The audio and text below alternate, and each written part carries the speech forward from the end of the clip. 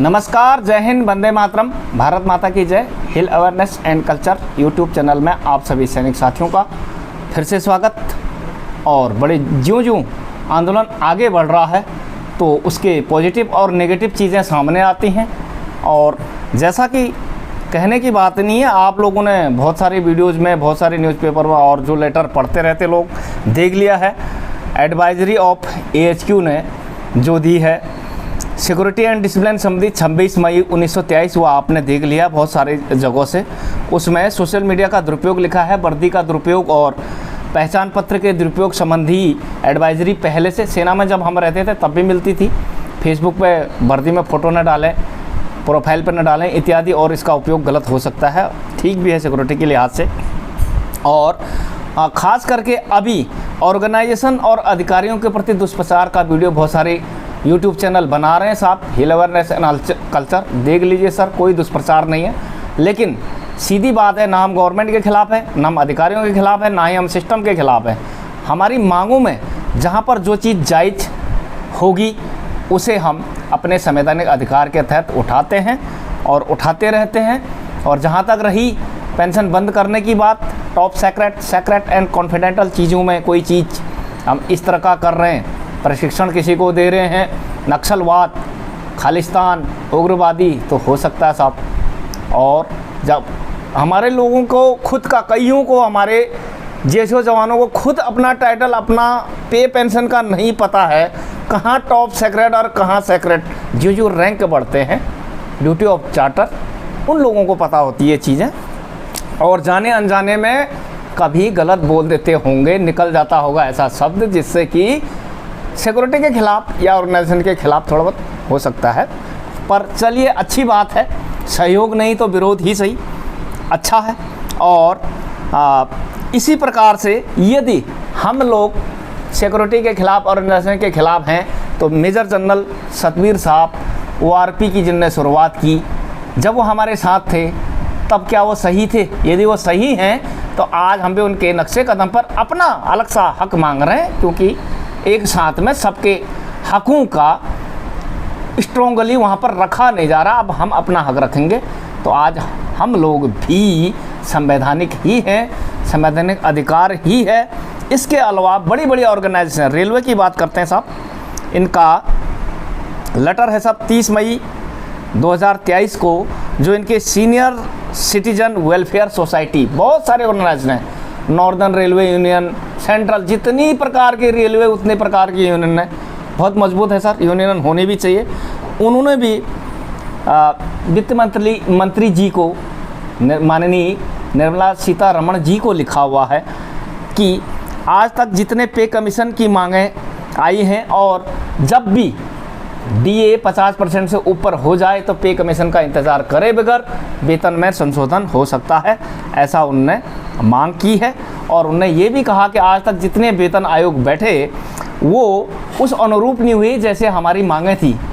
उनने उसमें उदाहरण दिया है कि लोवेस्ट वेतन हमने 26,000 मांगा था, जो कि सरकार ने 18,000 से ज़्यादा मंजूर नहीं किया, और उसमें भी हमने फैक्टर 3.515 मांगा था और 2.57 ही दिया गया।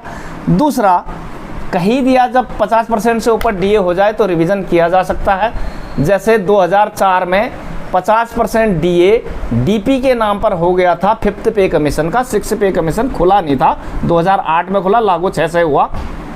तो वहाँ पर जो DP हमें दी गई, जो आज की डेट पर आपका ग्रेड है मिला करके, और बेसिक का आपको 1.86 आप लोगों को मालूम है। और इसके अलावा इनका कहना है कि जल्दी ही रिपोर्ट सबमिट की जानी चाहिए, टाइम से कार्रवाई हो जानी चाहिए, ताकि 2026 लगने 1 जनवरी 2026 तक आराम से पे कमीशन लागू हो जाए। क्योंकि कमेटी देरी से बैठती है, देरी तक रिपोर्ट देती है, लागू भले ही उसी पीरियड पर किया जाता है लेकिन समयावधि ज़्यादा लगती है। जैसे कहने का मतलब कि 1 जनवरी 2026 को पे कमीशन लागू होगा तो आधा साल तो वैसे ही निकल जाएगा, उसके बाद फिर कितने किस्तों में एरियर देंगे, ये चीज़ें होती हैं, इसलिए समय से कार्रवाई हो।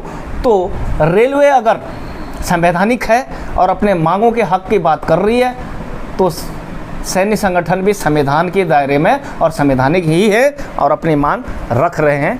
तो इसी संदर्भ में मैं सेकेंड MSCP ऑफ सोल्जर्स यानी कि ऑफिसर्स को टाइम स्केल प्रमोशन 2, 6, 13, 26 और हम लोगों को 8, 16, 24 का जो MSCP दी जाती है उसी की बात करेंगे। सिपाही MSCP 1 नेक कैटेगरीज कवर कर लिया था साहब। आप हौलदार जी का कवर करते हैं कि जो सिविल गवर्नमेंट को 20 साल में सेकेंड MSCP मिलेगी वो जवानों को 16 में मिल जाएगी, यानी कि अब आप 20 इंक्रीजमेंट देंगे तभी उनको भी फायदा होगा और 20 इंक्रीजमेंट के बदले हमें 16 में मिलेगा तो हमें 4 साल की बचत होगी। शायद आप यही कहना चाह रहे होंगे, लेकिन ऐसा नहीं है साहब, अंदर कुछ और है। तो सिपाही का 6460 से शुरू 2000 ग्रेड सब कुछ मिला के पहले बार भी मैंने कैलकुलेट करके दिया था, तो उनका जो 1 साल का इंक्रीजमेंट निकलता वो निकलता 254। इसी प्रकार यदि 20 साल के फॉर्मूले पर लागू किया जाए तो 6460 के वेतन को 254 को यदि 20 से गुणा करो तो वो निकलता है 5080 और उसमें हौलदार जी का ग्रेड 2800 मिला दिया जाए तो कुल मिलाकर होता 14340 और यदि उसमें 2.57 सेवंथ पे कमीशन में ट्रांसफ़र के लिए जोड़ दिया जाए तो होता 36,853.8 यानी 36,854 रुपया। लेकिन ये 29,200 है। क्यों है, कैसे है, उस पर बात करते हैं। लोवेस्ट स्टार्ट किया गया है सेम 5200 से, 21,700 वेतन दिखा रहे हैं और 5200 से कैलकुलेट कर रहे हैं। बहुत अच्छा साहब। 1800 का ग्रेड यानी 210 1 साल का इंक्रीजमेंट बना और उस पर वर्ष भी 16 ही है। अब सिविलियन भी घाटे में आ गया यहाँ पे। 20 साल में उसे देंगे 16 के कैलकुलेशन से, उसके 4 इंक्रीजमेंट कहाँ गए? तो बताइए वो आज तक चुप क्यों है? चलो सेना का मैं तो आवाज़ नहीं उठाते थे आज तक। वो चुप इसलिए हैं, मैक्सिमम क्राफ्ट्समैन एंड पार्टी 2800 का ग्रेड वाले पहली 4200 में जंप कर चुके हैं। जो अवेयर नहीं था, जिनकी पूछनी वही होंगे हमारे साथ, तो उन्हें खुद नहीं पता होगा वो कहाँ से आवाज़ उठाएं। 4 इंक्रीजमेंट का घाटा उनको भी है साहब। 210 को 4 से गुणा करो तो 1000 रुपये से ऊपर निकलेगा, इतना घाटा तो उनको भी हो गया। अब यहाँ पर आप 16 पे आ गए, पहला आपने 10 का गुणक दिया, अब आप 16 के गुणक पर आ गए तो ये होता है 3360, उसमें 2800 उनका ग्रेड मिला दिया जाए हौलदार जी का, तब होता है 11360। यही हौलदार जी की एंट्री पे है। इसी को 2.57 से गुणा कर दिया जाए तो ये निकलता है 29,195, राउंड ऑफ 29,200। तो जो लॉस है यहाँ पर कैलकुलेशन लॉस 7,654 यदि सिपाही से कैलकुलेट करते तो सेकेंड MSCP पर 7,654 का सिपाही को फ़ायदा होता। तो सिपाही एज 16 ईयर यदि नहीं सेकेंड MSCP पे जाता, नैक MSCP लगा के उसका होता था 34,300। बट लेवल 5 में जाने पर, सेकेंड MSCP मिलने पर, तो उससे ऊपर का लेवल 5 में कौन सा इंडेक्स है वो पकड़ा जाता है, वो है 34,900 जो कि हौलदार जी का 7वां इंडेक्स बनता है। यहाँ पर टोटल बेनिफिट हुआ साहब 600। इसी प्रकार से मेजर साहब का देख लेते हैं साहब। 6 साल में टाइम स्केल का कैलकुलेशन कैसे किया जाता है। पेमेंट 3 15,600 से शुरू और 5400 का ग्रेड मिलाकर 630 1 साल का इंक्रीजमेंट हुआ। एज पर फार्मूला 15,600 को 630 को 6 से गुणा करेंगे 3780, उसमें मेजर साहब का ग्रेड जोड़ देंगे 6600 तो वो निकलता है 25,980। 25,980 को 2.67 से गुणा करेंगे तो ये निकलता है 29,366.6 बराबर राउंड ऑफ 69,366.6 तो 69,400 जो मेजर साहब का आज के डेट पर स्टार्ट वेतन है। कैप्टन यदि 6 साल में मेजर नहीं बन रही होती तो उनका 6700 तो वैसी 67,000 हो जाना था, लेकिन वहाँ पर वो कैप्टन बन जाते हैं और तब उनका 11 लेवल पर स्टार्ट होता है 69,400 से। क्लियर कट, वर्ष कम, जब दूसरे वेतन तक पहुंच नहीं रहा है उससे पहले ही जंप करके वहां जा रहे हैं, जबकि हमारे जवान 33,600 बोला मैंने, जबकि 29,200 थर्ड सेकेंड MSCP उससे कितना ऊपर तो पहले ही निकल गया। जो उसे क्रॉस कर ही गया तो बेनिफिट कहाँ से होगा? यहाँ पर ओवरलैप कहीं नहीं हो रहा और 13 साल में भी कहीं नहीं होगा। वहाँ पर वो 1,16,000 पे जाते हैं। तो देखिए साहब कुछ पॉइंट।